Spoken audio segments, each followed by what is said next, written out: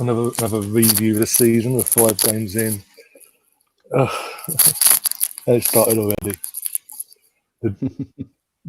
The same old deadbeat defending and players letting us down again and again and again. But tonight I'm joined by, obviously, at the moment I've got Andrew with me. How you doing, Andrew? Yeah, I'm all right, thank you. Not too bad. I'm not quite as bad as yesterday, but still pretty much there. Still raw. It's not as raw as it was initially, but because I'm so used to it as an Arsenal fan now, it's like 30 seconds. Like next, move on. What's next now? Come on. As in, where's the day ahead now? Come on. But still raw. Yeah. It's just I'm just fed up with it now.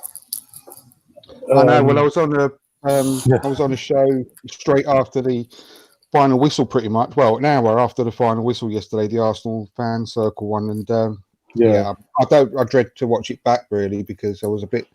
It was very raw at that point. God, and it was. There's so many things really that are very concerning moving forward. But yeah, I'm sure we'll get onto that shortly. Yeah, where do we start? I know, it's very difficult.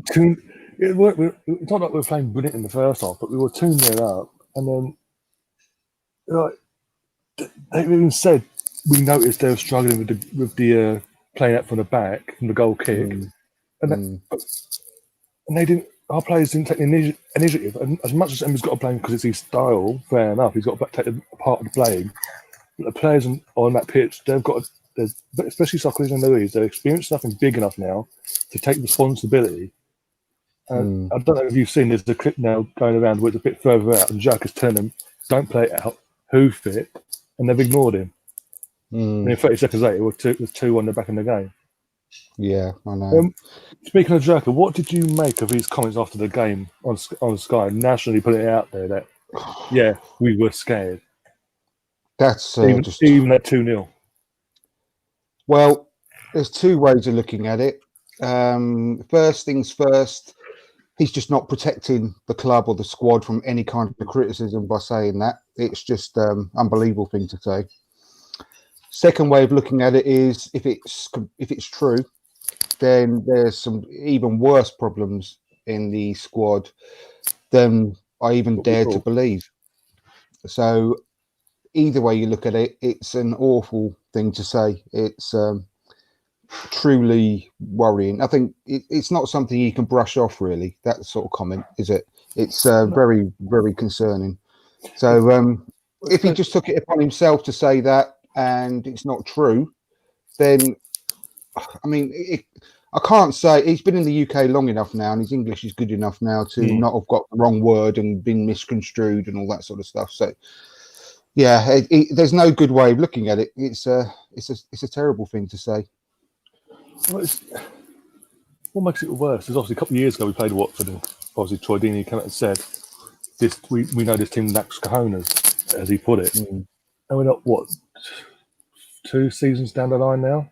And you're now, looks to be our club captain, which is abysmal as it is then coming out and saying what he said yesterday, which is reconfirming. And you're asking, that's putting in doubt in the Arsenal fans, not just fans in general, but Arsenal fans said, well, what's changed then under Emery? What's he actually changed? I know. In a year and a bit now that he's been here, because he's the second season now.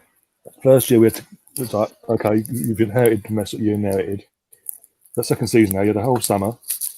You were backed, not in the right places, in my opinion, especially when it comes to centre back, as we found out. And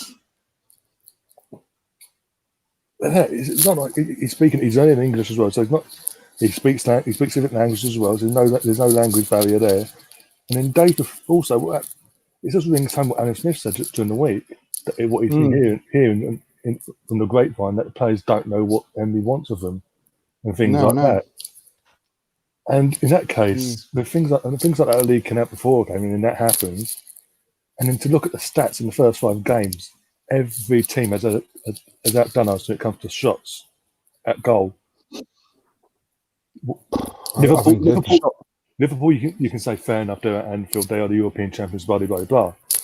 But Newcastle, Burnley, Spurs, who were in crisis at the time apparently, and then yesterday at Watford, we were in disarray and bottom of the league. Watford having the most shots, 31 shots at goal. In 5 games, apparently, we've had faced 96 shots at goal in 5 games. Mm-hmm. The worst in the whole of Europe. Yeah. Of all of Europe, top 5 leagues. Yeah. And the thing is, Watford weren't playing well. We just we allowed them to play like they were, and we made them look good. They weren't particularly playing well. They didn't have to do much, really, to do that either. I mean, I lost count of the amount of players that were standing around the edge of our 18-yard box, ready to take a shot. They're all lining up, ready to shoot. Yeah. And we were doing nothing about it. I know, this is another thing that hasn't changed. Again, I say it's second season now, and he's got to be criticised when it comes to it now. He's had a year of these players, and he had Ainsley want to be first choice right back, and etc. etc. One sec. Well, oh, James. Yes. You're right there, mobay.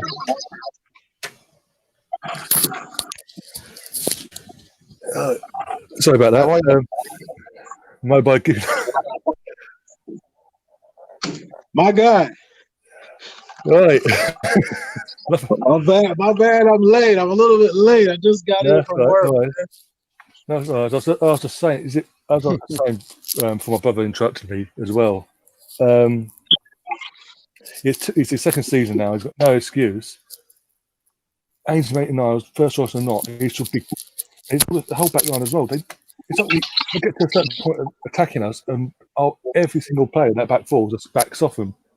Anyone else, when it comes to the way round and we're attacking them, anyone in the boat would play anyone, their defenders are closing us down. I know, yeah. Why is it even now that Unai Emery, a new manager, says no excuses now, second season, but players still backing off? He's like, DFA, we know what he's like, sort of what he can do, and then he's just standing there like watching him. He's like, oh, he won't go in. Oh yeah, he's doing the same thing over, and Ainsley's not doing nothing to cancel. He's just doing the same thing over and over and over again. I know. He can't say he's not his natural position because he's played there now. People have got to stop saying that. People have got to stop saying that he's not a natural right back and it's not his position. He's playing out of position. Well, it's not. He's played there for virtually a full season now, near enough. It's just ridiculous, and he's not getting the coaching in that position. Clearly, he's not getting any more coaching because he's doing as best as he possibly can, but without specific defensive coaching, which we've lacked for so long, it's just pointless, And I'm really gutted about David Luiz. I've been banging the David Luiz drum since he signed. I've always liked David Luiz. I like the way he plays football, but he's obviously given away 2 penalties in 3 games, and now he's the worst defender in the world. And I do feel a bit sorry for him because he's playing alongside Socrates, and he can't have a single amount of confidence in Socrates playing alongside him when he's doing the things he's doing. And he's not getting any protection from in front of him. Now, that does not excuse the penalties he's given away. But before he joined Arsenal, the last penalty he gave away was 2011. And he's only ever given away 3 penalties in his whole Chelsea career. So you're not telling me that he's an absolute nightmare for giving away all these stupid things all the time. It's like Pepe has turned from the most sought-after hot prospect across of Europe in summer to looking like a League Two player in 5 games when he's played under our coach. So there's something fundamentally wrong. And I've been since the day we announced Unai Emery, I wasn't pleased on that day, and I have always been consistent with my worry and criticism of him throughout. And I've been lambasted by saying, you're not giving him a chance. I've been called idiots. people for daring to criticise Unai Emery. It's like it's against the law on Twitter to criticise him. But otherwise, you just get these people jumping down your throat. Now, it's not an overreaction criticising him after 4 games or 5 games of this season, because the concerns go way back. Concerns go way back to when he was in Spain. Now, I read an article today, and Unai Emery, whilst he was manager in Spain, he played 30 games against Pep Guardiola, Simeone, and Mourinho. 30 games he played between those 3 managers, and he didn't win a single one. Didn't win any. And he's always been the fans' feedback from the clubs that he's played for have always been consistent. No fan group has ever warmed to him at all. Now that's a big thing. That's one probably the biggest indication, because fans obviously will tell you the way it is, and not one fan group has been pleased with Unai Emery. And the other thing is, on the Arsenal Vision podcast, they read out a match report of, I think it was either 3 or 4 years ago, for when he was at PSG, and the match report was very, very critical of him and said that how disjointed the team was, and the disconnect between the midfield and the front 3 of Neymar, Mbappe, and Cavani. And it could have been, if you'd have taken out the players' names and the team names, it could have been an exact match report of our game versus Tottenham. Now, this is a deep-ridden problem with Unai Emery, and because I've been critical of him and have my doubts, it's not been any overreaction. It's because this is him as a coach. He hasn't got a specific way of playing. It's now proven. We keep saying, "Oh, give him more time, give him more time." He took over from Wenger. That's a load of rubbish. Absolute load of rubbish. It's something deep inside this guy that makes it. I mean, there's absolutely no reason, no excuse for like the way he's setting the teams up and the substitutions he's been making lately. I mean, I can go through them all later on in the show, but there's just no real, I don't know, tactical nous behind any of it, unfortunately, for me. Well, before we never warmed to the guy. Nothing he's done is making me change my mind. It's just getting worse. I was thinking back today, because obviously, as I was saying before we came on air, it's still raw. It's not as raw as it was at the final whistle, but it's still raw for me. I've been doing some thinking today, and obviously when it was announced, Gazidis made it perfectly clear that he had the final say. Do you think this is sort of Gazidis' way to get back at the fans? It was no coincidence he does this. Our financial aspects as well in disarray. You know, in a few months of all this, of him putting this all in place, he's run off to AC Milan. And given the Ozil a massive contract at the same time. They put our wage bill to the point we couldn't buy no one. Absolutely ruining, putting us in absolute dead lumber. So yeah, do you think this is because that was Gazidis' way of sticking it to the fans, because of how Arsene Wenger that all ended? Because it was clear Gazidis never wanted Wenger to go, obviously, because Wenger was taking the flack. He was happy to take all the flack by the looks of it. Whereas I've got my own. Sorry, go on. No, go on, finish. I've got my own theory about Wenger leaving, because he left obviously the summer before, summer 2018, and it coincidentally was the same summer that the Cronkies took full ownership of the club. And I don't think that is a coincidence that Wenger left as soon as the Cronkies got 100% ownership. They weren't able to do it before then. As soon as they could, they got rid of him. You think the Cronkies wanted him gone for a while then? Yeah, I think they were just biding their time until they got the ownership sorted. I don't think they're going to have a problem with ruthlessness. I think they're just as soon as they see any kind of real problem with the coach, they'll pull the trigger. Ryan's gone. Yeah, he is. Just me and you, mobay. How you I doing? didn't introduce myself to you. How you doing, man? I'm good, man. I'm good. What's your thoughts about yesterday? So it was a rough day, wasn't it? Oh, it really You was. know, Really was. being 2-0 up away from home, it was a perfect opportunity for us to try to square away our way form. You know, it would have been 2 wins away from home, away to Newcastle, away to Watford. I mean, Mm, might not be the biggest of teams, but to us in the last season results that we had, it would have been a big deal if we yeah. could have pulled that one off. And first half, like I said, for the first 20 minutes, they were on to us, but we settled down in the game pretty well, scored 2 goals, and then halftime you go in and all you got to say is Arsenal don't self-destruct. You know, Mm. we've seen this movie before. It's nothing new. It's not surprising to any of us. And I think that's the most frustrating part about it because you expect to see better from this team. We've seen it before. You think we would have got better, but the way that we could see the first goal, I don't even care about the second goal. I'm not even blaming David Luiz for the penalty. And when you have a player running on, the only thing that he did wrong is you can see that he wanted to foul the player right outside the box. He just misjudged where the line was at. You could see he made that tackle. He wanted to make that tackle right outside the box. That's what he wanted All to his do. weight was on his wrong leg, wasn't it? But he was going back. Yeah, he was going backwards. Went back a little bit too far and fouled a player in the box. But you can see that he wanted to make that challenge outside the box. He had to make the challenge. If he had let the player cut it on the inside and the player kicked the ball in the goal, then we still would have been blaming him for letting the player do that. You know, so he had to make the challenge. So I'm not blaming him for the penalty. But the first goal, man, the lead up to the first goal. So I was sitting here before we conceded the first goal. It was like 3 or 4 times that we did the same thing and almost got caught out on.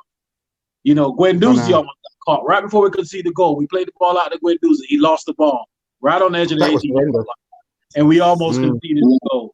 And we didn't concede. We survived that, and you keep doing the same thing. The rule change, I don't think, and we saw it Saturday with Pep's team in Man City away when they lost to Norwich. The rule changed this year where you can actually pass the ball outside the box, well, inside the 18-yard box this year because it changed. Last year, you had to pass it outside the 18. This year, you can actually pass it inside of it.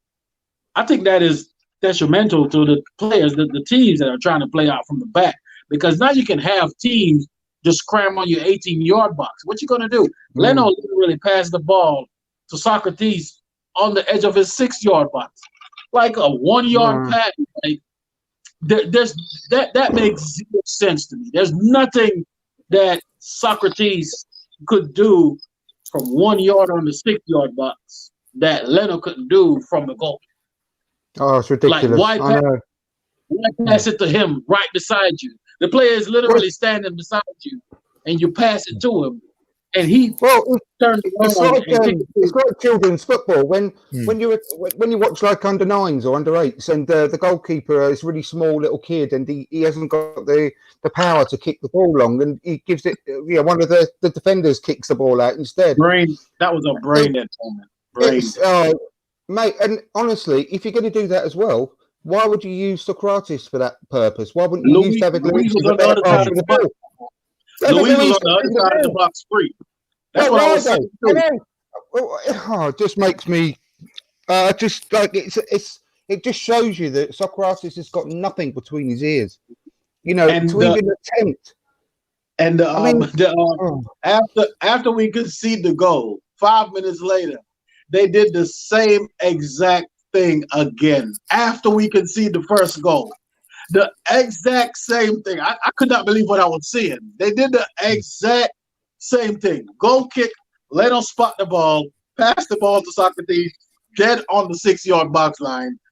There's not you cannot tell me that you guys do this in training.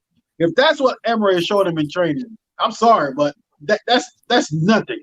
You cannot tell me that a player that's on the edge of the 6-yard box can do something with the ball that the goalkeeper couldn't do from a goal kick. It's just right there. It's not going to make a difference. If you pass it and Socrates pass it, it's not going to make a difference. You might as well push those players up so you have more options of who to pass to. Why pass the player that's 1 yard to your right? It makes no sense. I know. No, it doesn't. No. And it's the thing is, people think that this is a new thing. This has been going on since last season. I mean, Petr Cech lost it. It ruined Petr Cech's career at the beginning of last season. Day one. It just makes no sense. Yeah. Like I said, the only difference with last season and this season is last season the defenders had to be outside the 18-yard box. So then you had a little bit more space to work with. You know, if you lose the ball, if you lose the ball on the edge of the 18, you have a better chance of trying to fix the issue before we can see the goal. This season is different. You can actually pass the ball inside the box. And now we have our 2 center backs are on the 6-yard box line, or 2 wing backs, or 2 left back and the right back are on the edge of the 18. And then Watford is crowded in the 18 with 4 players. If there's 4 players on the 18-yard box, on our 18-yard box, that means there's only 2 players in their midfield. I think common sense would tell you if they're closing the press, play the ball over it. I know. But I'm not a coach. I'm not trying to be a coach. I just think that's common sense. They have 4 players from box. That just leave 6 players of them behind the ball. There's only 6 players left back there. Somewhere along the line, we have 3 players somewhere on the field. I don't know where they're at, but somewhere along the line, there's 3 players because Watford only has 6 players in their half of the field. So somewhere, it makes no sense not to use David Luiz in that situation as well, who can accurately pass 60 yards. He knows and actually line one of our players. And immediately the 4 players that are in our box or around our box are out the game. It just makes no sense. It just makes me so furious. That's exactly what I was. If you pass the ball over those 4 people, now you have a situation where we have 6 Watford players back and 6 Arsenal players. There got to be an advantage somewhere. We just can't seem to figure it out. The problem with this team, I don't think nobody even know their job. The next thing that pissed me off about what Emery is doing here, for years and years, since we have lost Gilberto, we have cried for a defensive midfielder. I'm not going to say Vieira, because after Vieira left, Gilberto did a wonderful job doing that. He was a solid in that midfield. He always has been. After he left, we've been crying for a defensive midfielder for years. We needed one. We finally got one last season in Torreira. We finally got one. All Torreira needs to do and all he wants to do, because that's his game. That's what he do for Uruguay. That's what he did when he was playing Italy. He just play in front of the back 4. He breaks play up and he passed the ball forward. He's very good at it. We know that. And now this season, Emery is staking him. And because of his preference for Xhaka, because that's the only reason I can see it, he's playing Xhaka in the position that Torreira is most comfortable in. And he's putting Torreira in these different positions. Like one game he's playing right. One game he's playing on the left. Another game he's breaking in the box trying to score a goal. I mean, how much criticism did Sarri get last year for doing that with Kante, playing him out of position? Yeah, the exact same thing. I know, and they got killed for it. You playing Xhaka in a position, we can't depend on Xhaka to play that deep line midfield. He's not reliable enough. He can't tackle. He's brain dead. He can't close lanes because he's so slow. We need a player there that's just know what that job requires. It's one of the most underrated jobs in any team. Is that player that just sits and read the game, cut passing lane, and push the ball forward. And he's trying so hard to fit Xhaka in this team till he's taking our best midfielder. Because I don't care what anybody say. Midfield wise, Torreira is the most important player that plays for us right now. More important than Ceballos, because going forward, we're going to score goals. The problem is that defensive midfield that's in front of back 4. We know our back 4 is shambles. So you can't have nobody there that's going to protect them. Look at yesterday. Watford was just time after time. Every time they get the ball, the midfield was chasing them. We was just always chasing the game. They make us look like we was playing prime Barcelona yesterday. They had 23 shots in the second half. 23! They weren't. I said before you joined, They weren't anything special whatsoever yesterday, Watford, and we allowed them to do whatever they wanted. You know, we let everybody them swarm everybody over could us. see everybody could see what they was gonna do. They was gonna win the ball, they spread it out wide, and that's all they did the whole time. They win the ball in the middle 100%. Of the field, and they spread it out wide every single time, and we could not seem to fix that. I don't know. Well, as I was saying earlier, you might know, how many times did DFA, for example, run it in, and he'll get to a certain point in attacking us, and Ainsley's just backing off, or stands there, watches him, he does the same thing over again, cuts in, dump, shot, cuts in, dump, shot, and Ainsley ain't taking that on and thinking, I know, or someone's putting to one side and saying, you need to do this to stop him doing this because it's putting more pressure on us, No one's taking responsibility. No, it's just absolutely ridiculous. No. And you know what? I can't remember the last time there was an Arsenal team, probably all the way back to flipping George Graham days, whereby we could take the lead and then hold on to a lead. Right?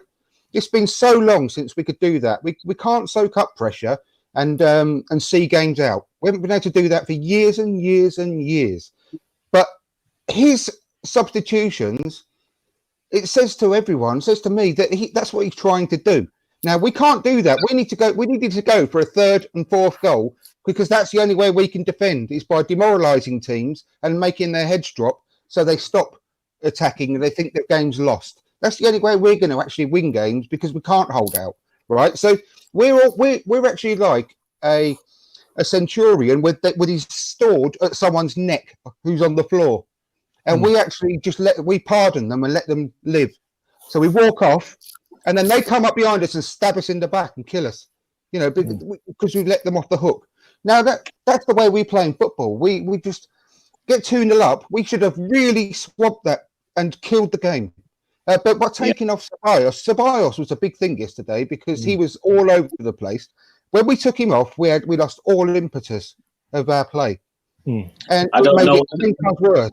It really did. I don't know if you guys saw the post-match interview, not the conference, but just the post-match interview that Emery did. And what he said that really sums it up what happened yesterday. He said when we were in at halftime, it was hot. What he spoke about was getting the third goal to kill the game off. Like what kind of mentality is that? You're 2-0 up at halftime, and you're going to speak about trying to kill the game off with 3 goals. So we 2 goals up. Let's go for the kill. No matter if we concede a goal. Let's try and no.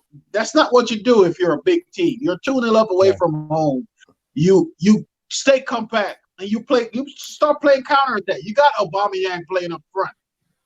You got David Luiz in the team. You got Granit Xhaka. We can find him in the channels. You start spreading balls in the channels. You start putting pressure on them. You pull them out. We hit him on the counterattack. But what he said in the press conference, he was like, we was trying to get the third goal to kill the game off. That's why we have to do that. We were 2-0 up and comfortable. You don't have to go for a third goal. Apparently, yes. He said we need another goal because we're not.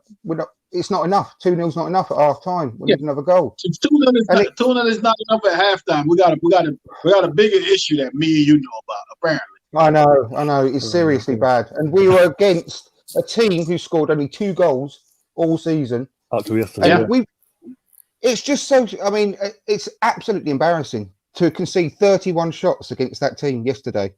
And I mean, it just made me sick when I saw when they kept the TV cameras kept panning up to Sloth from the Goonies up in the box when he's drinking his tea. And, oh my God! It just made me.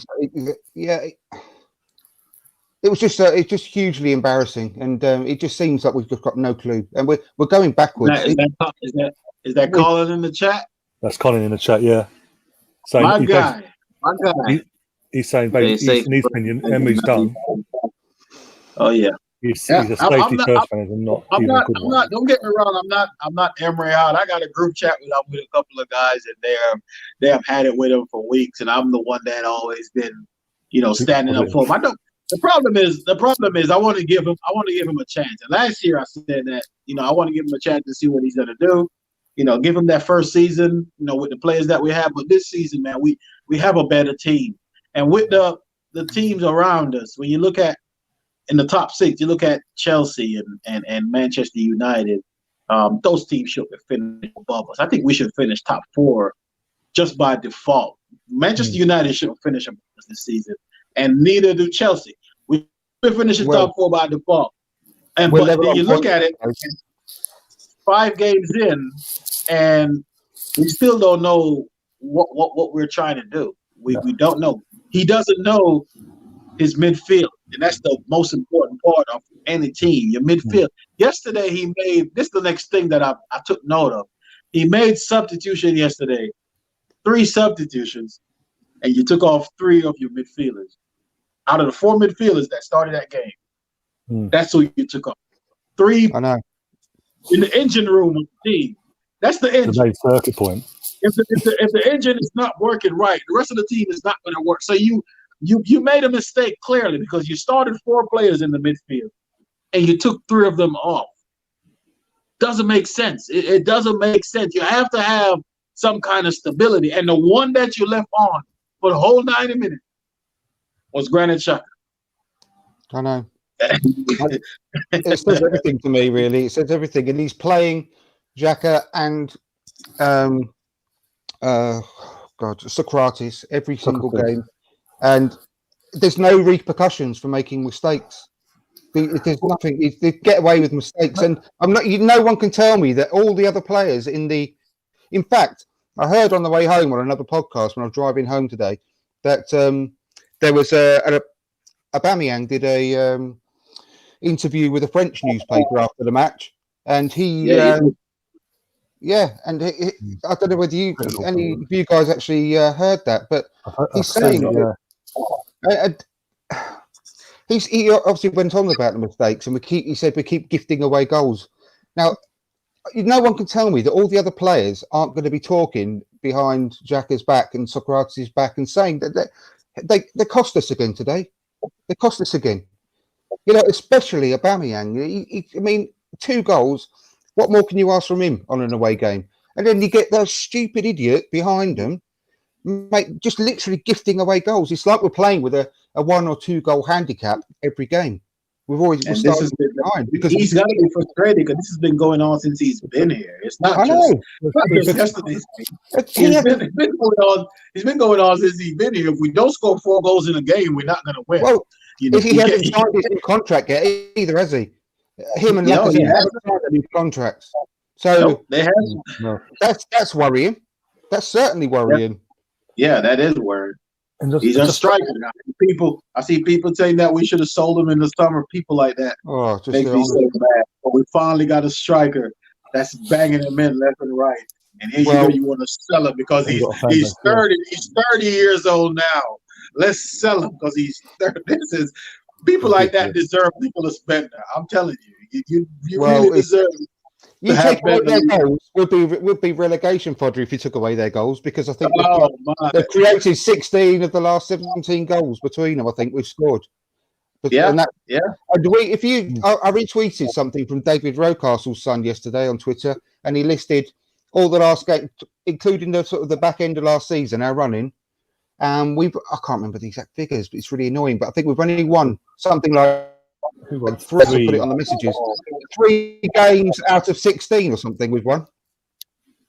Yeah, sounds about right. Yeah, it's just horrendous, and we're not getting any better. We're getting. I think yesterday was just as disappointing, if not worse, than last season's running because of all the fresh legs we've got in the team, fresh players. After the summer we had and the renewed belief that we got throughout the summer because of the brilliant summer that we had in the transfer window, it was almost even worse yesterday. It really feels like a heavy defeat because it's so disappointing. We're not using our players to the best of their ability by a long, long, long stretch. Yeah, that's infuriating. That's exactly the most important thing. Not having the best players in the best position. Like I said, with the Torreira situation, he's our best midfield player. He's the most important player, and he can't even get on the field. Right? And when he does come on the field, he's breaking into a position box trying to score a goal. Like I'm lost here. Like I'm lost. How do you feel if you're Torreira? How do you feel if you're Torreira and you hear it's like he knows that Emery didn't want him. He knows that because it's out in the open. It's like being told. It's like your parents telling you were a mistake. We didn't want you when you. It's basically thinking you're not wanted, isn't it? It's like if I had to put my money on who is going to be here the longest, Torreira or Emery, I know who I put my money on. If I had to bet my money on who's going to be here longer, I know who I would put my money on. At this point, he probably won't even survive Ozil. So I mean, it is what it is. Hope so. I know. I think yesterday he never played Ozil in a away game, and he stated it over and over again why he doesn't play him, because he doesn't think he's up for the fight. I think Ozil played well yesterday while he was on the field. I think he played well while he was on the field, and we looked at good because we had Tobias. Tobias had someone. We had someone else. We had threat from different sides of the field. The second goal that Aubameyang scored, Ozil was all over that goal. I think they play well. I don't have a problem with the formation that he puts out. I don't have a problem with the team that he put out. The problem is the adjustment that you have to make as an in-game manager. You have to make adjustment. That Watford is playing. Watford is playing the ball to Delafeu on their left, and he's killing Niles over there. Get him some help. It's just that simple. Get him some help. Put someone over there that you put Torreira on the field. Tell Torreira go sit over there on the right and help him close that space out, so we don't let them find another route to try and. Torreira came on the field, and next thing you know, Torreira's in the middle of the field, ahead of Granit Xhaka, breaking forward. The less said about you. We didn't even lose the game. It was we got a point out of the game, but if you listen to us, it sounded like we got beat 5-0. That's just how frustrating this whole thing is. I know. Might as well. See, the problem I've got with Ozil yesterday, because I agree there was good few moments that Ozil produces, but I distinctly remember him falling over, being chased at I think it might have been the first half, but he fell over. Someone nicked the ball and ran off the other way back towards our goal with it, and he just sat on the floor. He just stayed there. And that's infuriating. You get up and you run back and try and get the ball back. You might not get the ball back, but you give it a bloody good go. Sits there. And that really, it counteracts all the good stuff that he does for me. And that's because it's the wrong attitude again. And it just infuriates me. And it's the same with any player that goes over. There's no free kick given. They're just on the floor, like putting their hands up. Oh, come on, I can't believe you haven't given me a free kick. I don't just get up and try and get the ball back. We just haven't got it enough. Now, Guendouzi, disappointed. With Ozil, I think situations like that get put under a microscope, because if you really watch a lot of games, when players fall on the floor and think they get fouled, they don't. A few players really get up and chase the ball back. Players stay on the floor and complain the whole game. I think that do get. I agree with you. Ozil should be doing more, but yesterday's game, I think he was one of the better players on the field while he was on there. We had more control of the game while he was on there. Him and Tobias, I think they was dictating the pace of the game. We closed down when we needed to. We break forward when we had the chance. With him and Tobias going forward, I think we just looked better with them on the field together. We just looked at that last 25 minutes of the first half. I think that's the best we looked all season. Far as you can see a vision of what we was trying to do. The last 25 minutes and a half, we could see a shape in the team. You could see exactly what we was trying to to commit to. It didn't work at any point. We had a shake. I'm not saying that we should stick with him in the team, but it's just like any of us, man. We just don't know what the identity of this team is. We just don't know. It's like we're stuck between the old regime when Wenger was here his last season and trying to get to where Manchester City is at the moment. We're just stuck in the middle. We can't figure out what we need to do. We don't need to be Manchester City. We don't have to play. You see, the same thing happened to them. Look at the Man City game on Saturday. If you don't have the players that can do the job, then maybe you shouldn't be trying to get players that can't do the job. Man City had Stones and Otamendi trying to play out from the back. That was a disaster against Norwich because those players just can't do it. And we turned around Sunday and did the same thing. I don't think Emery even watched the game. Did he watch other games other than Arsenal game or who we're going to play to say that, let's not, we're 2-0 up. If they cram on the box, let's not be arrogant. That's exactly what happened yesterday. We were being arrogant. We was pretty much telling Watford, no matter what you do, this is how we're going to do it. We're going to play through you on our 60-yard box because we're that good. Come on. It's never going to happen. No, I know. It's infuriating. And the thing is, I've said this before, but if you keep doing the same things over and over again, then you're always going to end up getting the same results. And we've been doing it for far too long, and nothing's changing with regards to this playing out from the back malarkey. I don't mind. I actually like teams playing it out from the back. But did you see Norwich doing it? I retweeted some clips of Norwich yesterday versus Man City. The difference is every single one of their players that were playing it around and beating the press for Man City, every single one of them was a really confident pass. And it was taken and passed on. And it was literally so well trained. You could tell that was coached so brilliantly. And that is the big difference. We're doing it and we look like we've never done it before. And it is truly embarrassing and cringing to watch. So if Norwich could do it with 9 players out of their normal starting 11, out, injured, if they can squad, that's obviously... And it was just so confident and beautiful to watch when they did it. But now I don't mind just doing it. It's safe to do so, but at least see it a bit, and do those the balls into the space in midfield when we've got like for players box. Cut them out the game, but it doesn't seem that we have the players that can actually take it upon themselves to do that either. They don't seem to have the intelligence to do that. When you see a player like Socrates, who is 31 years old, who's played in the Bundesliga, played in the Premier League, and he tries to pass a ball like that 8 yards. It's just incredible.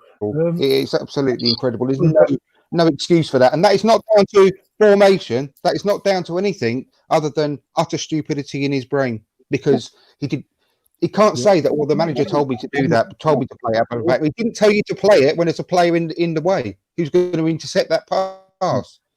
It's just brain dead, unfortunately.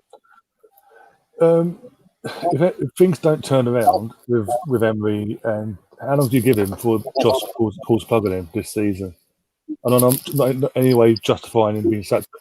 There'll come a point, if their expectation is to get back in Champions League via the league, nothing's changing with the manager, the coach, the head coach, and the players. Someone's going to have to give, and at the end of the day, it's going to have to be Unai. Can I quickly give my opinion, because I've got to go fairly soon on that one. Yeah. I think that if it's got to the case where we are, because at the moment everyone is having a right old jolly slagging off Man United and saying how crap they are, but we're level in points with them. I think if it gets to Christmas time and we haven't made any kind of inroads into looking very, very good qualification for the top 4, then I think we have to make the decision before January. So the new coach, would have the January transfer window, and then he would have the rest of the season to get used to the team and to try and implement his style of play in the last few months of the season, so that we're ready to go at the beginning of next season. So give him the best possible chance. Yeah, sorry. And who would you what if that was what's to happen? Who would you want to come in to replace him and take us forward? Well, I've heard so many people mention Allegri's name, and I just would not go for a manager like Allegri. I just think, personally, this is my own personal opinion, that those top managers like Allegri, like Conte, all that type, at that level, they just become like the top players around Europe, and they're mercenaries. I just think, like a Mourinho, they'll be off at the first sign of a new opportunity, a new job, and they all need. It's proven to be that they all need multi-millions to do their job. They can't just coach what they've got. They need to be provided with £200 million in order to get the players they want to do their job. And that just says to me that's not what we need. And what I would do, I like Nagelsmann, but he's only just joined where he is with Red Bull. I like. Well, I mentioned earlier that someone like that Daniel Farke from Norwich. Look how well trained that team is. Look how they all knew their roles within an inch, and look how confident they were passing that ball around. Now, I'm not saying he's the answer specifically, but there are a lot of talented managers out there that could do the job. I really like I like Carson Hootel from Southampton. Mm-hmm. We need someone will be part of that we can see staying with us. Nowhere near as obviously for the length of time Wenger was with. Stay with us 4 or 5 years for the next 4 or 5 years of a really good project to go through. Because I refuse to believe that we haven't got a team and a squad now of actually not a challenge for the title, but within another edition of maybe 3 or 4 absolutely top quality signings, we probably will have. But our team should not be struggling against and allowing 96 shots against in 5 games. It just shouldn't be done, and that is purely down to poor quality coaching and tactics for me. So I just want someone who will be able to play some decent football along the lines of that Daniel Farke, someone like that. But it's got to be there's got to be some good managers out there that the team that we've got behind the scenes now are already probably discussing. If we're honest, I genuinely think that they're ruthless enough to do something if it's not going right. Personally, yeah. Sam, obviously you've been here for a few minutes now. What was your? I'm going to have to say my goodbyes as well before. Oh yeah. Where can people? Sorry, I've got to go soon. I've just got. Yes, I'm on Twitter at From Dial Square. Got my YouTube channel From Dial Square to Where. I've got a live show on Wednesday with your good self, Ryan, and Kevin Campbell and Glenn. So looking forward to that. And so please have a listen to the podcast and the videos on my YouTube channel. But I do apologise that I'm having to rush off, and I'm sorry I haven't got a chance to speak to you, Sam. But I've got some family things to do this evening. So very good to speak to you, mobay. You speak an awful lot of sense. I agree with everything you say, mate. You've been a top guy. So thanks for having me on, Ryan. I'm sorry I'm going to rush off. Cheers, Sam. See you later. Hopefully we'll speak to you again soon. Hopefully I'll run into you again soon, man. Hopefully. Take care. Bye. Yeah, Sam. So you want to get some bits out of the air, basically. What were your thoughts on the game yesterday in general? Performances, lineups, substitutions, the coach in general as well, with these tactics, and what do you feel? Also, before we get into that, do you feel anything's really changed? This is our second season of Emery now. Can you see any real difference between Wenger in the last few years and Unai? No. No. All I see now is a stubborn coach that, does what Wenger does, puts faith in below average players that wouldn't start for any other top 6 side. Let me tell you something. Granit Xhaka, would he start in that Liverpool 11? Hell Would no. he start in that City 11? Would he start in the Chelsea 11? This guy wouldn't even start in Aston Villa's 11. I don't know how he's starting for us.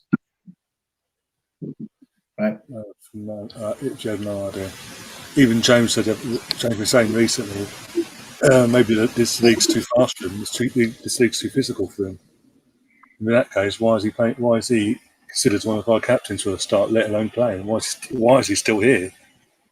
The thing is, this is what I've seen and what I've been told and what I've read, which is all true. He was an Ivan Gazidis signing. Ideally, people who wanted a defensive midfielder wanted N'Golo Kante of Leicester, but instead we bought this guy.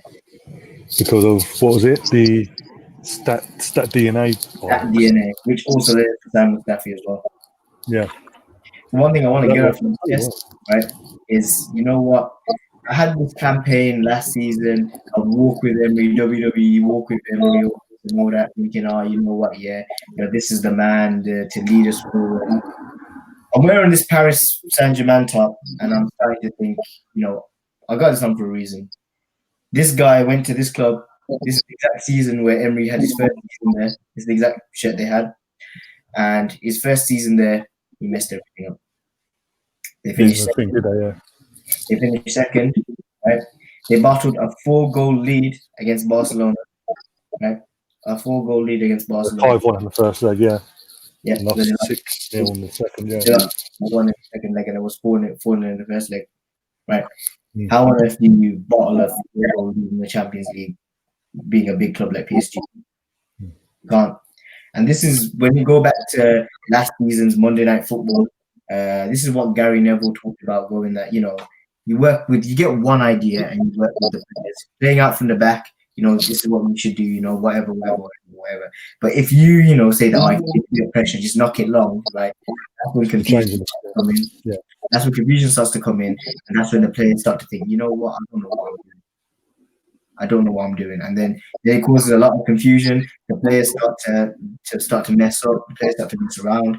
And then, players are going to walk all over him. Remember what Ozil said after the Europa League final? He said, "You're not a coach." And what Ozil's reps have said, they feel Ozil will outlast Emery. And to be honest, the way it's going, I wouldn't be surprised. Emery's gone by either next month or before December. I don't think this guy will be able to take us forward. Honestly, I think he could be gone before December. And what my thinking is that if he does go before Christmas, Allegri's waiting in the wings. They could probably appoint him, tell him, from now till summer, try and get us winning and get us back in the Champions League. And if you do well, we'll give you a contract here. Because from what I'm getting is that, what Emery is making, the mistake time and time again of, putting his faith in below average players, thinking they're good enough. I'm thinking Callum Chambers was really solid with Newcastle, but he hasn't featured since, which confuses me, thinking, what has this guy done to not feature? It was just like when we used to have Lucas Perez, scored a Champions League hat-trick against Basel just to not be seen again in the first team. Yeah. What have you guys done? Please tell me.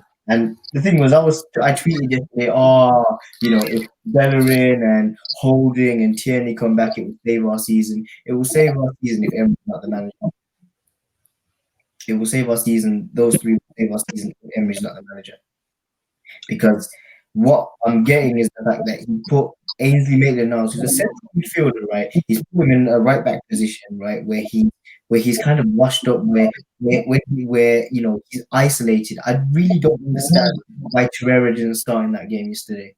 I really don't understand why Torreira was on the bench. I really don't understand.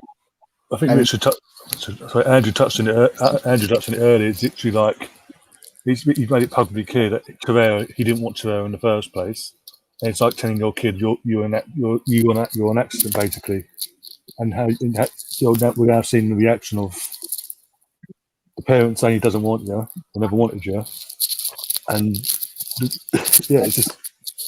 And now we're just getting the fruits of it, literally, as in Therese not somehow for some reason is on a bench, where Xhaka, amongst others, is on the starting 11 no matter what.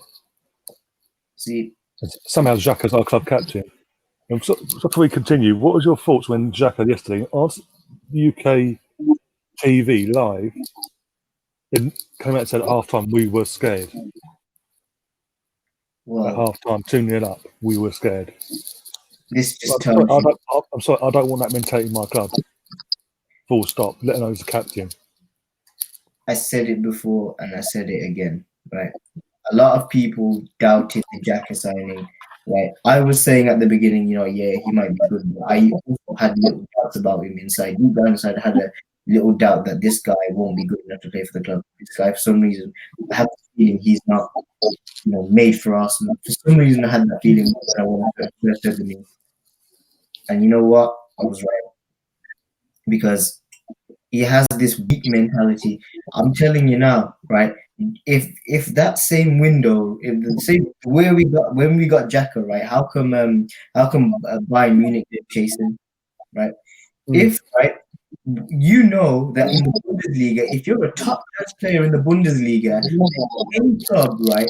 Bayern Munich will chase you.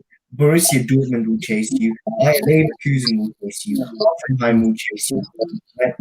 Why none of those guys chase? He's not good enough. He's not good enough, right? If he was that good, at Borussia Mönchengladbach, Bayern Munich would have probably bidded 40 million for him. We paid 35 for him. Bayern Munich probably would have bidded 40 million. Borussia Dortmund, It's just the question: why is he still at our club? The thing is, we can't ship him off. The thing is, if we're going to ship him off, we are going to make a loss. And what they don't want now is to make a loss on players. Somehow we got 40 million for Iwobi, which is excellent business. Excellent business. We'll keep an academy player as well. Yeah. And this is the thing with Xhaka, it will be hard to move him on. Mustafi, the same thing. It'll be hard to move them on because the amount we paid for him, we want at least something back. Because I'll tell you something now, I doubt anybody would even pay 10 million for Xhaka, let alone the 35 that we paid for him. I doubt anybody would want to pay that money for him because he's not good enough. I think it was one of the Milan clubs in the summer willing to pay 15, and that was it. But obviously, we couldn't ship him off. And even for 15, we wouldn't let him go. There was a fake rumor that Inter Milan bid 50 million for him. And if that was the case, right, we would have accepted that. Raul Sanllehi would have snapped the Inter owner's hand and said, "You know what, he's your player, whatever," and they would have reinvested that money. Yeah, but we didn't. I want to ask you a question, Seth. She wasn't here when I was talking about it. What are your thoughts on the treatment of the starting lineup, but the Torreira situation? We for years we have cried out for a defensive midfielder. Now we got one, and now we are using him. Well, at least in his right position, his correct position.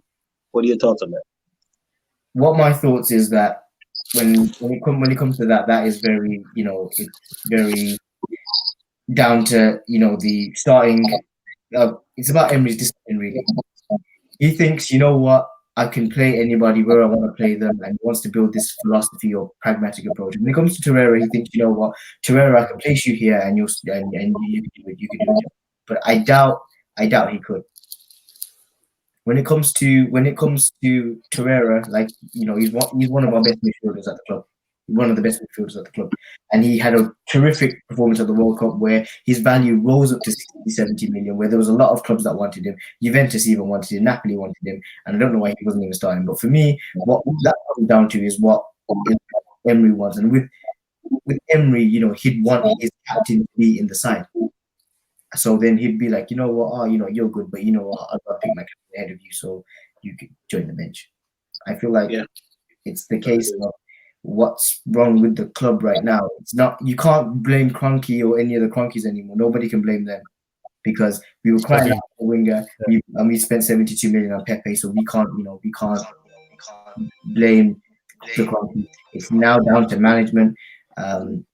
What my thoughts is now is that, you know what, people are saying, you know, 5 games in and everyone's saying Emery out, this, that, and the other. I'm not trying to say I'm Emery out because of what I've seen this season. It's what I've seen in the shades of last season as well.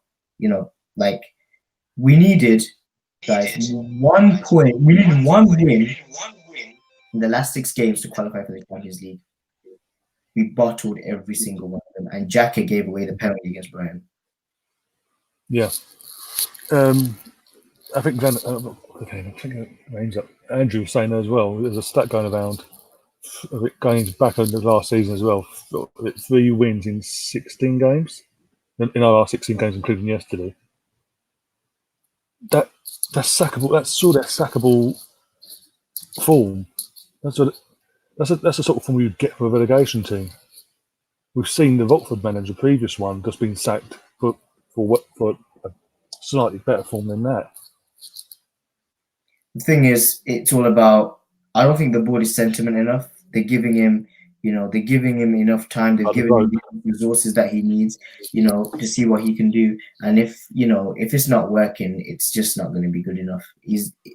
For me, in my opinion, I don't think Emery's good enough. I mean, Babs tweeted earlier, if you saw his tweet about, you know, when you come to a club like PSG, you come to a club like Arsenal, there's expectations that are on your shoulders. And if you don't handle those expectations, you expect yourself to be out of that job as soon as possible. When it comes to Sevilla, he was doing good at Sevilla because no one really expected anything of him. At Sevilla, he was expected to keep them in the La Liga table and get them within European football every year. And as I was saying earlier before you came on as well, keep going back to it, I touched on when Emery was appointed, because he just made it perfectly clear that it's him that gave the final word before going to the Gronkies to say this is the one we're signing up. Do you think this was like because he just seemed to get back at us because of the Wenger situation? Not only is it that, it was because in the summer of 2018, this is what, don't shoot the messenger, like, you know, don't say I gave you all this information, that I got it and I've, you know, something with it. I read it off somewhere, I can't remember where, but it was when it came to the time we were replacing Wenger, there was the thing going around. Chuck my headphones on. That's fine. Afterwards, well, actually not, leave it for a second. But yeah, when it came to the 2018 result, the board wanted Allegri.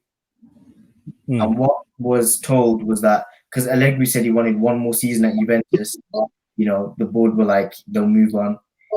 Ancelotti came up, you know, had the experiences and stuff. Ancelotti wanted the job. The board and Ancelotti were in constant contact throughout the whole summer. Ancelotti thought he would get the Arsenal job. They decided to dismiss him instead. They decided to dismiss his ideas. They looked at Luis Enrique and they thought, you know what, this guy won't really suit us as much, so they dinged him as well. They thought Emery would slide in to, you know, do what they want to achieve. But what has happened is that I don't think Emery's the man to take us forward anymore. Like the shades of last season, that final in Baku, everybody said from the beginning, do not play Czech in that final. It's the biggest mistake you can do. If you play Czech in that final, it's a massive mistake. He was advised by a lot of people not to. People within the club even said, don't play him in the final because he's going to do something. He's going to put the worst performance in ever that's going to cost you everything, right? That's what cost us.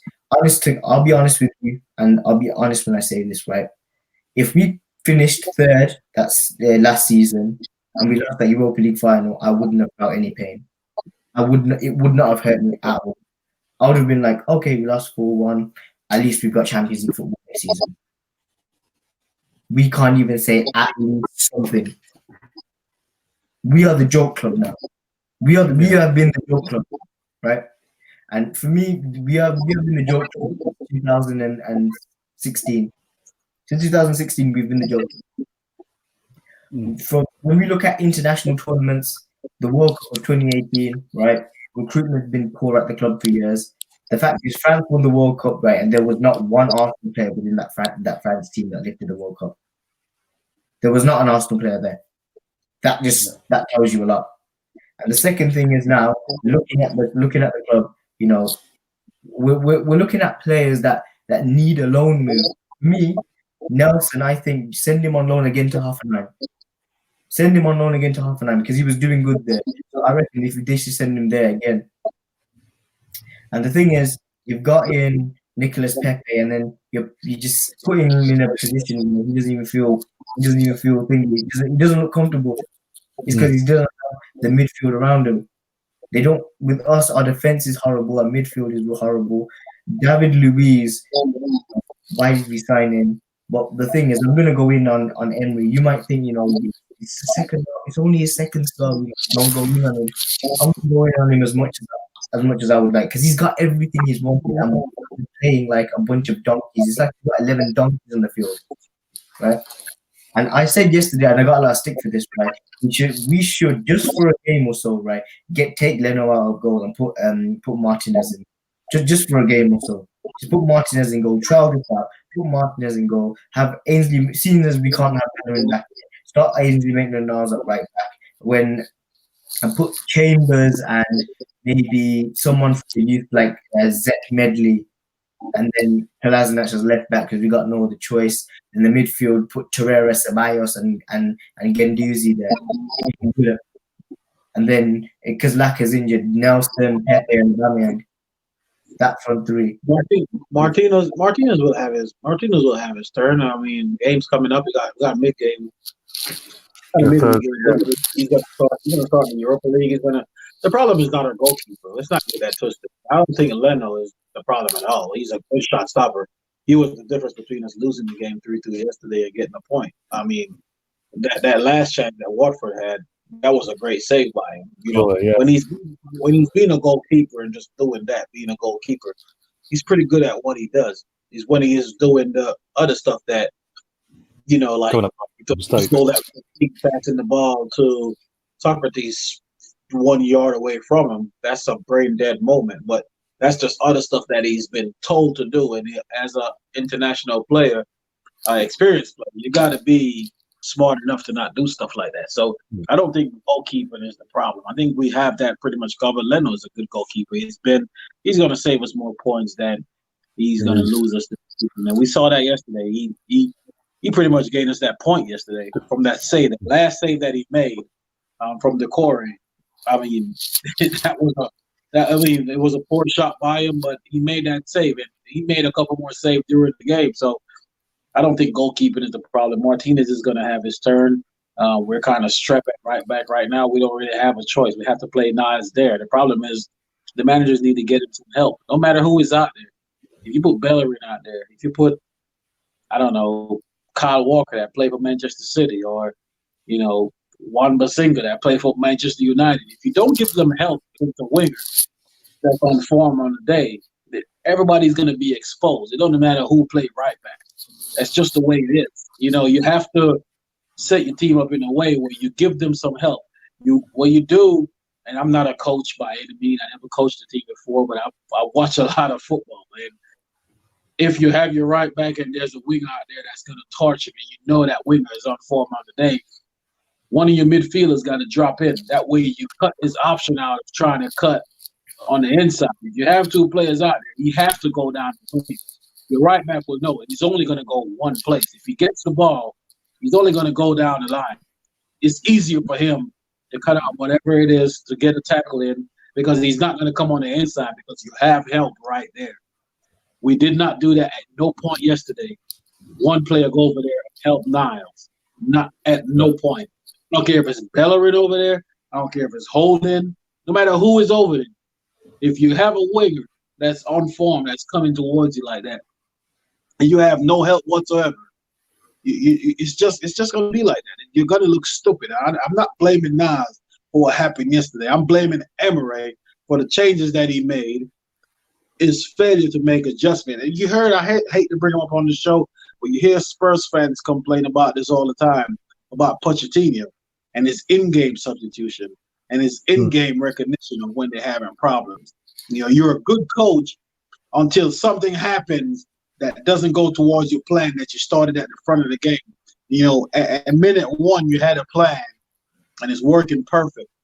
And then the next coach figures out what's your weakness, and they start going after your weakness. The problem, being a good coach, is now recognizing that and having a counter to do that. Yesterday we were just hanging on. We were just hanging on. The whole game, the whole second half, we were hanging on. 60, 70 minutes, 80 minutes in. Our players looked tired. Everybody stopped and running. This is not something we're used to seeing with Arsenal. Every time you watch us over the years, you always hear the commentators say, we might get a late goal. At no point yesterday did I think that we was going to score late in the game because everybody looked tired. Nobody was running anymore. No. Everybody was just walking on the field. We lose the ball, everybody throw their hands up, and here we go. Let's go defend and hope that Watford didn't score. Watford didn't score at least 2 more goals yesterday. Cleverly had a good chance that just missed that hit Louise. If it didn't hit Louise, that would have been just going top corner. Yeah. Delo had a chance from the left that just passed the post. Leno was beaten all the way up. It's just because he have a good shot. Stuff like that does matter. And then the manager, you have to be able to make adjustments. You know, if you see we're under that much pressure, you put another defender in. Let's go 5 at the back. Let's spread it out. Let's try something different. Yesterday, nothing was different. You take the experienced players out of the game. You put in Nelson, hang him out to dry. You really did. You put Willock in the midfield, you know, and you left him there with Tucker in the midfield. I mean, he did not help none of those young players yesterday. I disagree with Sam a little bit about Nelson. I don't think Nelson needed to go back out on loan. I didn't think Nketiah needed to go out on loan this season. I really didn't, because you need players in your team. Yeah, you need players in your team. You're not going to have – every player in your team is not going to be in the starting 11. So you need these young players behind them that's going to develop, that's going to learn from them. If you send all our young players out on loan, then you have to – if we send Nelson out on loan, we don't really have another winger who would have kept Iwobi. Everybody was happy with Solom. If Nelson wasn't here, we don't even have another winger. We just sold Mkhitaryan. Everybody's happy with that. We sold Iwobi. Most of our fan base is happy with that. You have to keep a young player around, and I don't blame Nelson for what happened yesterday. I blame Emery for what happened yesterday, because of a game that we're under pressure. We're under immense pressure the whole game. You take an experienced player off, and you throw this 18, 19-year-old kid in it and tell him, go do what you know. That's pretty much what happened, because he didn't know his job either. No. He didn't know his job either. You throw him in there and, go do what you know. And that's exactly what he did. What is he supposed to do? I don't blame Willock for how he performed when he come on yesterday, because I didn't think he had a good understanding of what he was supposed to do. You don't give these kids no protection. And like I said, he changed the whole midfield yesterday. You started 4 midfielders. You took 3 of them off. And the one player that you left on out of midfield is Granit Xhaka. You made a mistake. You tried to correct it, but you did it the wrong way. The manager got to be able to make adjustments. And I'm not Unai Emery out by any means. Don't get me wrong. My thing is, I'm going to give him 10 games to see it, but 5 games in, he's on to me. 5 games in, he's on his way out to me, because nothing has changed from game 1 to game 4. We keep saying the same mistakes again. We keep making the same brain-dead mistakes. And yesterday game, you like to say, oh, it's a big mistake, but you keep seeing this thing over and over again. You saw it last year, and it's repeating itself. And just like Sam said about the Chambers situation, the favoritism of players, that's going to be his downfall, because he's taking Torreira out of his position that he is best at to try and get Granit Xhaka in the team in a position that he definitely can't play. We've seen over the years. Wenger tried it with him. It didn't work. And now Emery's trying it with him. And it's still not working. And you're taking our best midfielder out. He might not be the best skill-wise going forward, but the most important player in that midfield is Torreira. For years, we've been crying out for a defensive midfielder. We finally got one. And now we're playing him on the bench, or when we do put him on the field, he's playing left, he's playing right, or he's playing further forward. And we keep conceding goals. I just don't see it. The manager just seemed brain dead, but what do I know? I'm not a coach, I'm just a fan. Talking about the youngsters yesterday, there's also was it Joe Willock literally near the end. He must have got fed up at one point. He grabbed the ball and ran through literally on his own, ran through their entire team and got to the edge of the box. And if obviously, if he had a bit more experience, he would have passed it off to Aubameyang or someone else at the other side of him. But he actually just two minds in it. Yeah, but so you get that. You sort of can get that from the youngster. But what I'm saying is, you expect that from your experienced player to grab that game and do what he done. But obviously, at the end product, I'm not having a go at all. The fact he had the balls to get that ball and do what he'd get from A to B within a matter of seconds. All that was you're asking for that in that moment was a bit of end product. But you'll get that from experience. Yeah. But looking at the subs as well, it was the first one off. I was confused. I was like, okay, fair enough. There must be something wrong, but obviously it turns out there isn't. And then he took a further. So the second he took a further, also already taken off Danny Ceballos, I knew he was trying to get out there with the score as it was. He's trying to compact and there's a defend. But they didn't defend because he's literally put, as you said before, Tavera, who's a central defensive midfielder, with all due respect, you're playing on the fucking left or you're playing on the right or you put him to go forward. It's like, let him do his job and we'll be okay. Yeah. But Xhaka should be not. Xhaka, I keep saying it every week now, should not be in that starting 11, let alone on that pitch. Full stop. How the hell is he one of our 5? Well, there's another thing. There's a rumour going around as well that he's going to once and for all name a club captain, and that Xhaka's been in our club. Xhaka is going to be his choice of captain. Does that? What's this guy got to do? In Northampton, the biggest game of the season so far for us as fans at home. 1-0 down. He's thrown himself mid-air, studs up in the penalty box, give away a penalty. What other club captain would do that? Would David Silva at Man City do that? Company last year, would he do that in that situation in a derby in a big game? John Teeth at the years would have done that. Lampard would never have done that. Astro Kettle won't do that now. I'm trying to think now. But Tom out of our world. These top players that are meant to be captains of their respective clubs, I'm just saying the ones in England, don't do what he's done. He's doing it, and he's not getting punished for it. And this is what, and that's what I was asking when Sam came on as well. No, there's no difference between. This is what I'm saying. There's no difference between now. There's a second season now. 5 games in. I don't care what anyone says. No difference between Unai Emery and what he's doing to what Wenger was doing in the last few years. Blind faith in bang average players. No matter what they do, they could be an abysmal. I remember what was it? Andre Arshavin went through 8-month spell bad form in the tail end of his career at Arsenal, and not once did Wenger think to rest him and ease him back in. And it's the same thing. It continues with Wenger, but it is now the same thing with Unai. Socrates, since back in the last season, the odd mistake here and there doesn't get dropped. Chambers, there was one comes back, has a decent game against Newcastle, no mistakes, no flaws, no nothing, gets dropped because he's not a big name. Granit Xhaka, our club captain, doing what he's doing. Since he's been in the Premier League, no one's made more mistakes in the Premier League than he has. Yet he's playing. He's for some bizarre reason, United's first choice as captain. Yeah.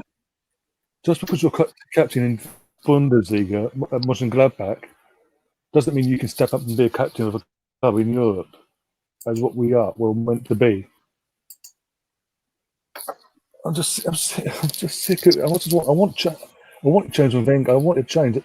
It just seems like because it was so raw yesterday. I'm thinking all throughout the day. Yeah, because remember, because he was saying I made the choice. I had the final word. So it's like he's of all the candidates he could have had, he picked the one that's most moulded, like Wenger-esque, if you will. And just like, okay, same old state. And then he's run off. But the only difference is now, if the board, Josh and the board, like Raoul, do act, I think obviously things don't change and United does lose his job in the next few games or whatever, I do have faith in this current setup that they will make the right choice and get the right manager in or head coach, whatever way you want to set up, and we will kick. And hopefully, we will kick on. And certain players like Xhaka will not have it so easy, so we say, and we'll be and in that case, we'll be out the door. I'm not worried about that. I'm not worried about that hierarchy. I think they will get it right. Like I said, Emre's on the clock, and I think he's know that he's on the pressure. Maybe not pressure from to the fans because everybody is still with him. I'm definitely not, Emre out. Not yet there now. Yeah, but I'm getting there. But I'm not Emre out. I hope he can turn this around. I hope he can find his best players. I want him to, but I can't see it. Like we hope to play. We don't expect to win every game, but games like yesterday, we should be winning. So let's see what we can do, man. Like I said, the less said about we hopped on about what we've been on an hour now talking about yesterday results. It's been a long time. So we move on to the next game. We got a midweek game coming up in Europe. Yeah, I was just about to get on to that. What are your thoughts now going into obviously your next game is Europa League away to fellows in my thought is just getting some getting some players in that haven't really seen. I'm excited to see Holden get some game time because I think he's ready. Like I said, he just played for the under-23s again. Martinez in goal. I really don't care about the Europa League this season. Last season, I was with it, trying to win it, with all our eggs in that basket, and you saw what happened. We failed, and it Emery was resting players in the Premier League while we had a shot to finish third, and it ended up costing us everything. We lost it all. So I'm not really into the Europa League this season. The only two teams in the league that should be finishing above us this season are Liverpool and Manchester City. There's not another team, in my opinion, right now that's better than us in the league. We should be finishing no less than third. That should be your main focus, not the Europa League. Europa League and all the Cups game, use the rest of the squad. Use the players that are not playing. I do not care about the Europa League. I do not care about that thing. Third in the Premier League, that's where we need to be finishing. This season, no doubt about it. So last season, I was all into. If we get to the latter stage, don't get me wrong. We get to the latter stages, quarterfinal, semifinal, the final. Of course, I want us to go all out and win it. But as far as these opening games go, group stages, I don't want to see Aubameyang playing not one game, not even traveling with the squad. I don't want to see Aubameyang traveling with the squad to play a Europa League game. Lacazette, none of those players. I don't want to see none of those players. He's the game that you need to be playing Granit Xhaka in. Maybe he'll learn something, So we'll see, man. As far as it's the Europa League. I'm already looking forward to the weekend. I'm looking way past this game, to be honest. I'm at that point now where I'm looking past Thursday, looking forward to the next Premier League, see if we can fix this issue. Because Thursday is not going to fix anything. Whether we win, lose, or draw, I'm still going to feel the same way when I wake up Friday morning. About the way I feel now, I'm still going to feel the same way when I wake up Friday morning. The Premier League is the most important, and that's what we need to be focused on. And I hope Emery is focused on that. We will all see Thursday when he picks his team. We will all see where his focus is on. Because if it's on the Europa League again, I'm not going to agree with that at all. I agree. I've got to agree with you, but just as you said, at the end there, I've got a gut feeling because of that's what he's sort of built his career on. Europa League. He's going to try and go, especially after the last result. He's going to try and go all out. And it's a backfire when it comes to the league, and it's just as you said, the league is better for me. Do or die now. It didn't work last season. This is now you get it right this season. He's got a few games to sort himself out, or the pressure's going to be really on, and the board will act. This board will act. We've seen him in action during the transfer window. Now they're acting in the transfers. That's how they're acting and getting transfers through the door.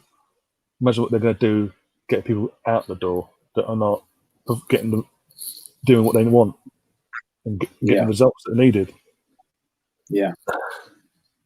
Like I said, nothing less on Thursday coming up, nothing less than seeing players that need game time playing. I want to see Chambers starting, of course, because he haven't put a foot wrong this season. He played against Newcastle. We kept a clean sheet. He hasn't. I don't think he's been treated fairly. I want to see Holden get in the game. Like I said, Martinez, Torreira. I like to see Torreira get some game time too and actually play a full 90 minutes. And actually play in his position as well. Yeah, play in his position. Other players, ML Smith Rowe, players like that. Nelson haven't really started. He started against Newcastle, but he came off at halftime, so he haven't really had time to settle in either.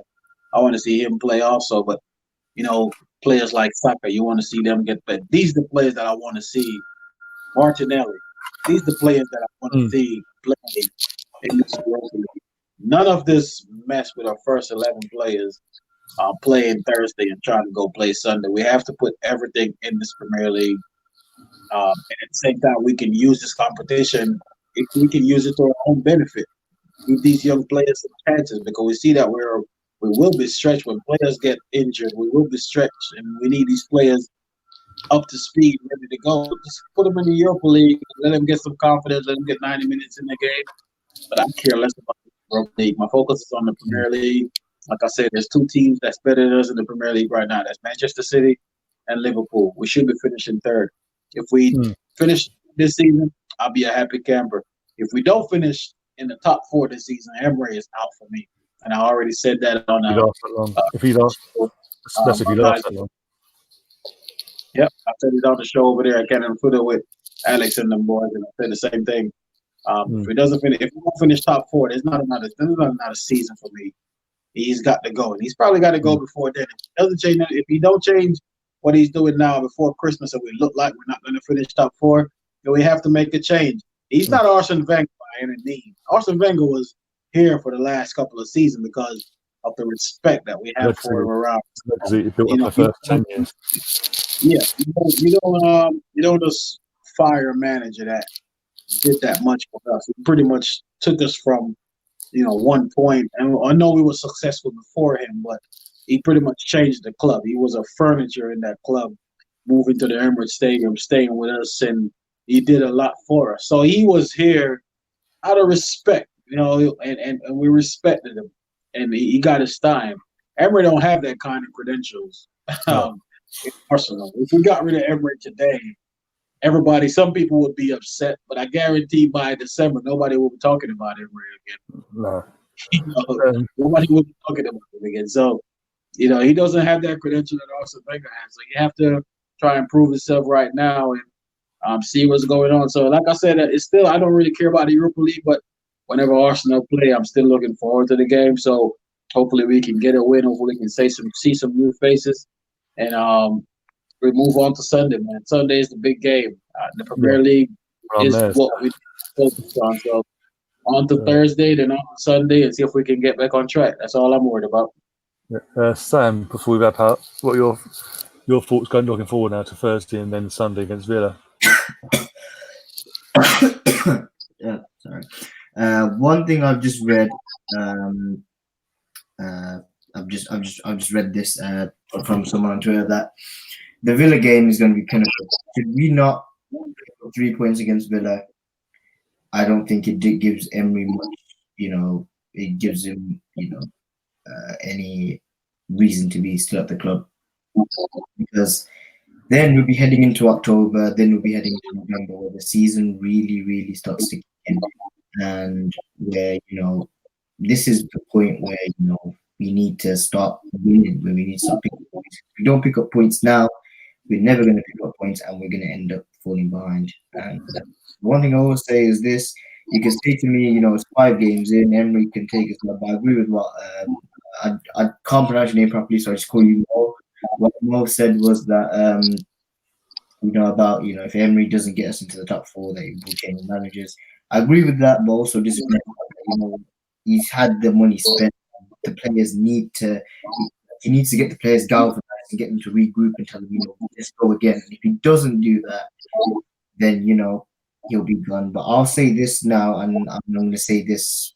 I'm going to say this now, and I'll stand by it. I think Emery will be gone by Christmas. before Christmas. Before Christmas, Emery will be gone, and if he does go, they'll appoint Allegri they'll give Allegri a 3-year deal. But if he doesn't get us into the Champions League, they'll get rid of him and get someone else in. That's my feeling. Potentially, if they want to put it internally, but if they do get rid of Emery by Christmas, well, I hope they do it. Well, I can't say that, but if they do get rid of him, then I hope Freddie Ljungberg gets the job interim. I can't say I hope they get rid of him. What I'm trying to say is if they do get rid of him and they do recruit internally, then I hope Ljungberg gets the job. If they don't and they recruit, you want him gone. You want him gone.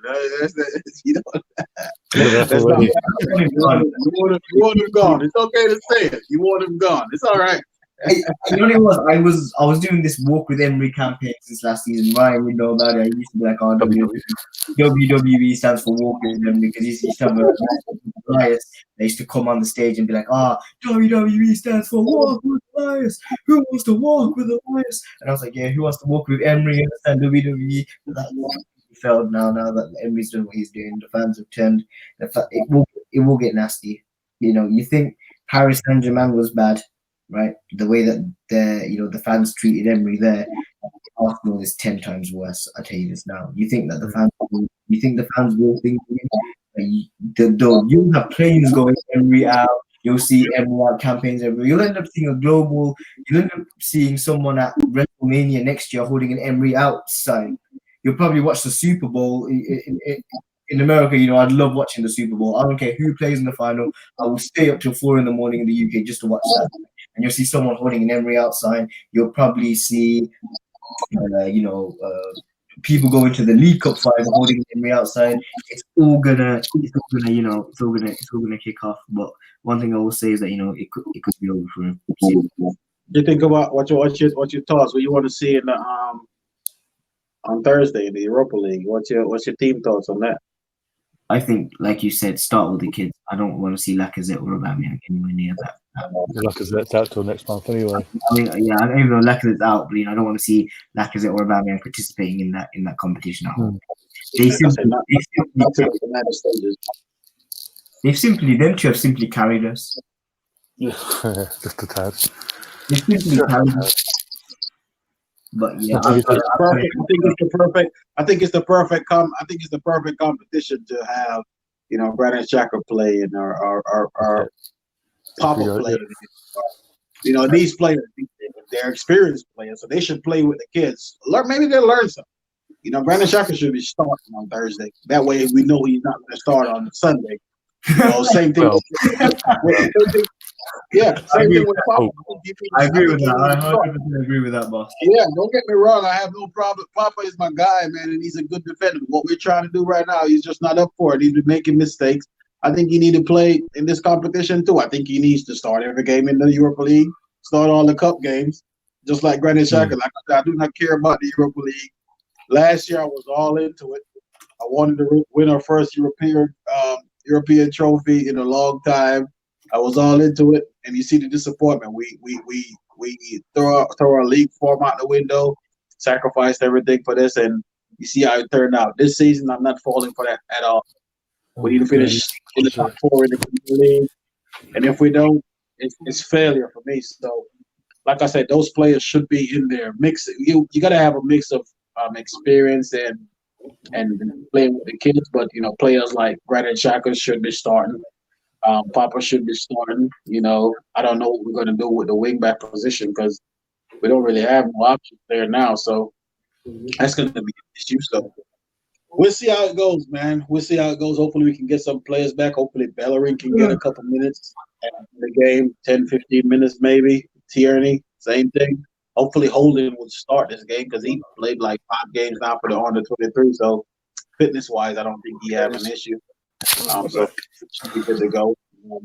But like you say, man, play the kids. Don't want to see none of our stars getting risk in these games. I don't even want them. I don't know if it's a home or away game. I don't even remember.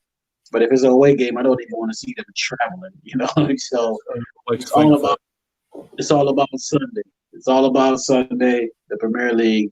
I do want to see us win Thursday. I'm still going to watch it. Don't get me wrong. Not because I say I don't care about it. Don't mean I'm not going to watch and not going to want us to win. It's just that it's not very high on my priority right now. So the Premier League, everything for me is in the Premier League. We finished third and don't win a trophy, I'll be one of the happiest man alive. Third in the Premier League. These Cups games don't really matter much to me right now, man. After last season, we need to get back in this Champions League because this Europa League is doing me in. I cannot take another season of it. This got to be it. I'd rather not be in Europe at all than to play this competition again. This just got to go. Yeah, I'm sick of Europa League already. What's that, third season? I'm sick of it. Sammy, you at the game on Sunday? Nah, I've traded my ticket in for the Bournemouth game now. Oh, I'll see you at the Bournemouth game then. Yeah, see you at the Bournemouth game. Right. Well, I'll see you all soon. Nice speaking to you guys. See you. Cheers, Sam. All right. See you later. As usual, Orion, it's nice to be here. We're going to try and keep it positive. You know how it is. It's hard to be positive right now, man, but we got to keep it positive. We got to try at least to not stress out too much about these games. Hopefully we can win on Thursday and go on a Sunday, and hopefully we can get a W and try moving in the right direction. Let's be positive about the whole thing, Well, definitely, and yes. As you both said, that again, I've got to agree with both of you. Literally, rest the players on the main players, like your Bamyangs and all that, on Thursday for Sunday. Xhaka and Socrates, they can go. They can travel. We don't mind about them. Take Chambers and holding on, give him a few minutes as well. Just concentrate in the league. So could have wrap these things up now. Cheers for coming on, by the way. Not a problem at all, man. I appreciate you reaching out to me. Like I said, whenever I have time, man, I will try to get you and Colin on at some point at the same time. That's my guy. All right, I got you. All right, appreciate you, boss. Yeah, appreciate your time as well, and everyone else has been in the chat as well. Appreciate you coming in and putting comments in the chat box. I see you, my man. See you later. See you later. And saying everyone in the chat box, appreciate your time, your messages in the chat, and if you haven't already, do subscribe, hit the like button, and again help share this video about and get the channel out in general, help this channel grow. And we're back now for the preview on Wednesday afternoon at some point, because I've got to do Wednesday evening on Andrew's channel. So that'll be Wednesday afternoon quick preview, and then the review for the game will be probably straight afterwards. I'll try and get James on for that. And and as I said before, the week that's when my channel starts getting busier, because from Friday onwards, got the Rugby Union World Cup starting on Friday. So obviously, as I said before, unless anyone has any